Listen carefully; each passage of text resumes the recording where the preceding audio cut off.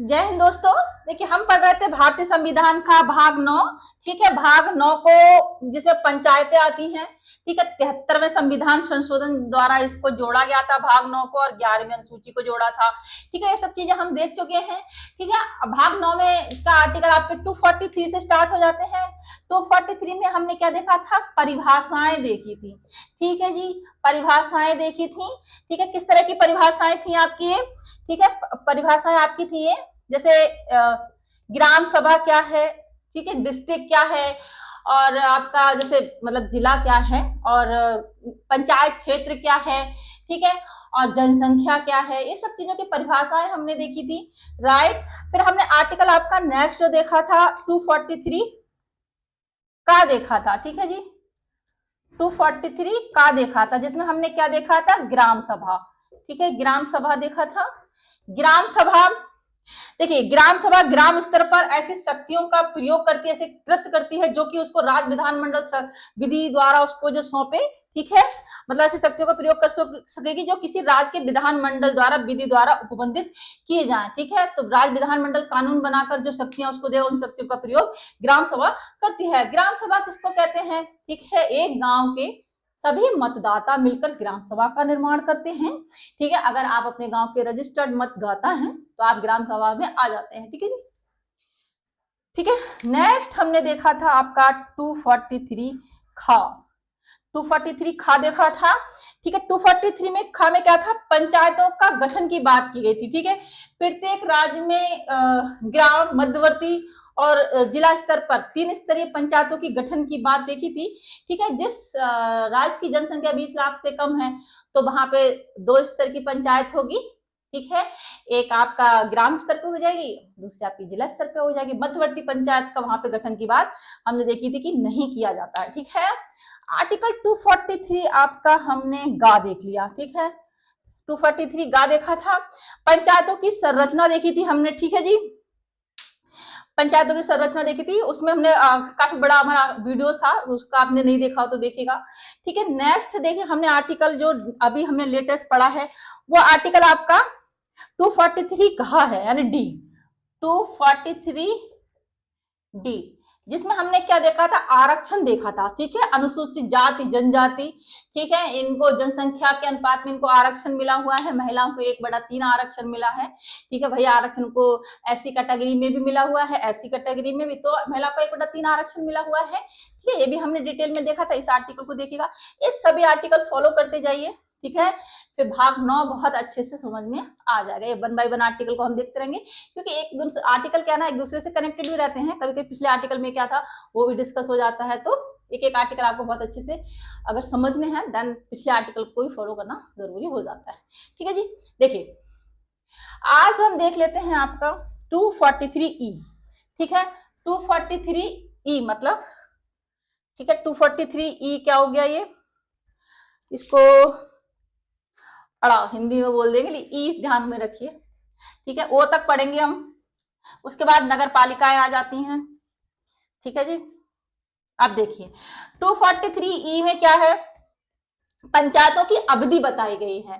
ठीक है, पंचायतों की अवधि मतलब अगर कोई पंचायत, जो मतलब पंचायत होती है, उनका कार्यकाल 5 साल तक का होता है। ठीक है, मतलब वो पहले विघटित नहीं की जा सकती।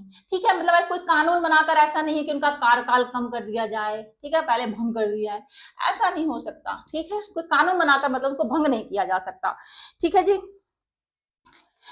ठीक है, समय से पहले भंग नहीं की जा सकती कानून द्वारा। ठीक है, पढ़ते हैं आर्टिकल और अच्छे समझ में आएगा। देखिए आर्टिकल 243 का उद्देश्य क्या है?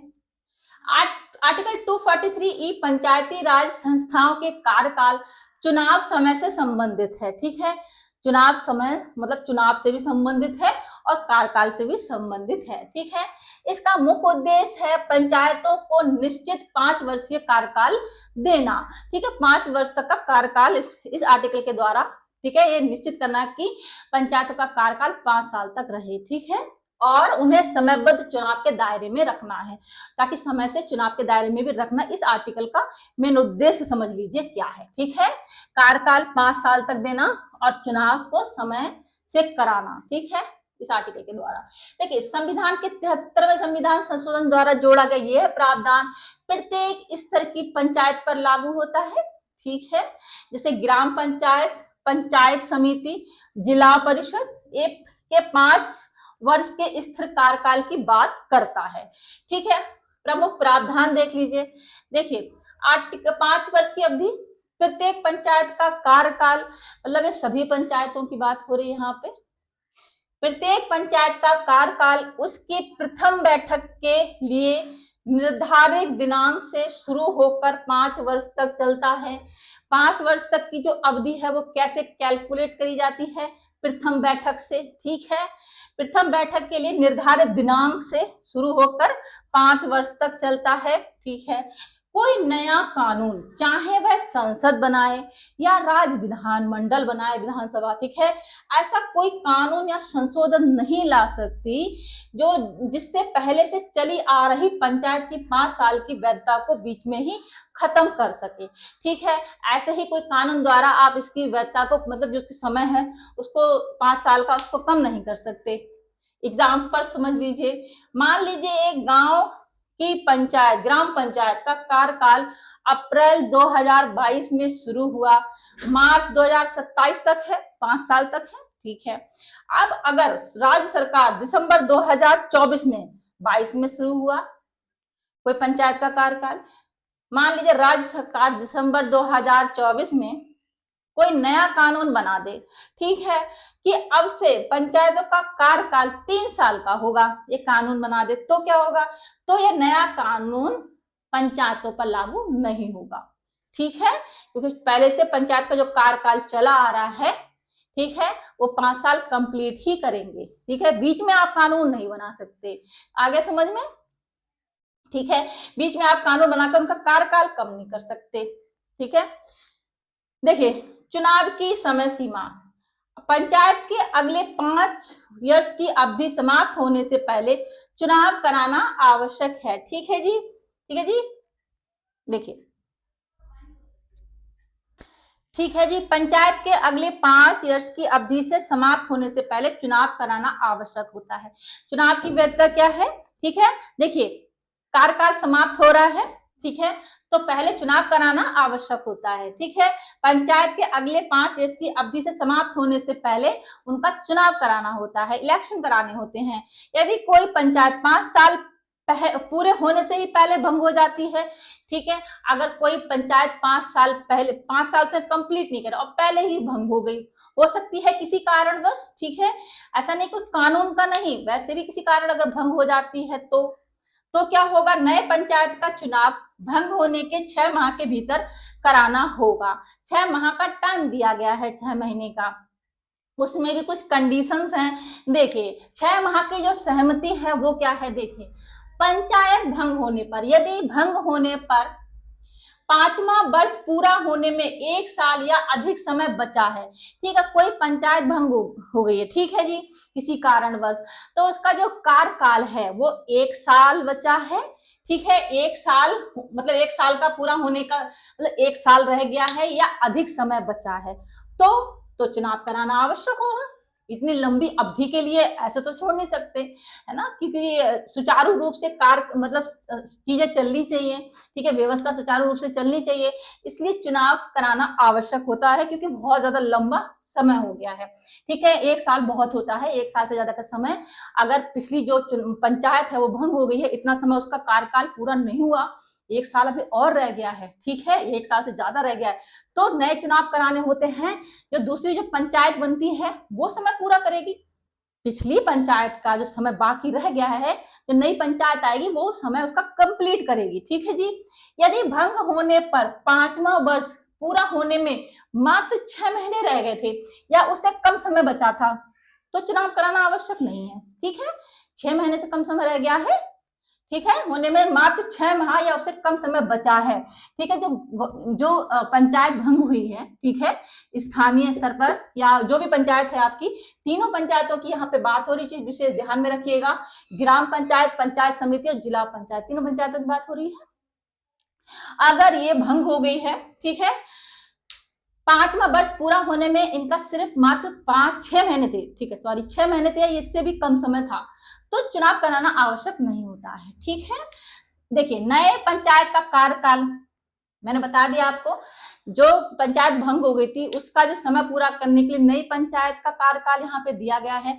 यदि पुरानी पंचायत का कार्यकाल पूरा होने से पहले ही भंग कर दिया गया हो तो नई पंचायत का कार्यकाल केवल शेष बची अवधि के लिए ही होगा, मतलब जितना कार्यकाल उसका रह गया था उतनी अवधि के लिए नई पंचायत का गठन होगा। मूल 5 वर्ष से जो समय बचा था, गॉट इट, समझ में आया, के लिए ही होगा। ठीक है, आई थिंक समझ आएगा, इट्स वेरी क्लियर, राइट। ग्राम पंचायत की अवधि अब चुनाव से संबंध देखिए क्या है, जो हमने अभी सब पढ़ा, ठीक है, वो आपकी ग्राम पंचायत पर भी लागू हो रहा था, स्पष्ट है यहाँ पे। ग्राम पंचायत समिति, पंचायत, जिला पंचायत, तीनों के लिए हम नियम पढ़ रहे थे, तो यहाँ का स्पष्ट ध्यान में रखिएगा। ये सब चीजें ग्राम पंचायत की अवधि चुनाव से संबंधित है, मतलब ग्राम पंचायत भी इन्हीं प्रावधानों के दायरे में आती है, क्योंकि वह पंचायत राज की सबसे छोटी निचली इकाई है। मतलब देखिए, ग्राम पंचायत का कार्यकाल 5 इयर्स प्रथम बैठक से वही होगा, इसका भी 6 माह की शर्त वही होगी जो हम पढ़ रहे थे अभी। ठीक है, तो स्पष्ट ध्यान में रखिए, ये सब चीजें ग्राम सभा के लिए भी है, मतलब सॉरी ग्राम पंचायत के लिए भी है।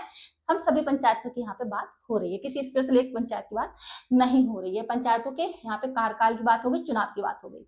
आया समझ में? I think it's very clear now. ठीक है जी, नेक्स्ट हम जो देखेंगे, आपका नेक्स्ट डी के बाद आपका एफ आ जाए, ये आपका ई है 243 ई। ठीक है, 243 एफ पढ़ेंगे हम। ठीक है जी, सदस्यों के लिए निरर्ताएं दी गई हैं, ठीक है, सदस्यों की, ठीक है जी, ठीक है जी, सदस्यता के लिए, ठीक है जी, सदस्यता के लिए निरर्ताएं दी गई हैं। आर्टिकल 243 ई पढ़ेंगे हम, सॉरी एफ पढ़ेंगे, ई तो आपका पढ़ लिया हमने, एफ पढ़ेंगे। ठीक है, नेक्स्ट हम वीडियो में मिलते हैं दोस्तों। जानकारी आपको पसंद आई, चैनल को लाइक शेयर जरूर करें, और आपके काम की जानकारी है तो लाइक सब्सक्राइब जरूर कर लीजिए। नेक्स्ट वीडियो तभी मिल पाएगा, अदरवाइज हो सकता है ना मिले वीडियो। ठीक है जी, तब तक के लिए थैंक यू सो मच, जय हिंद दोस्तों।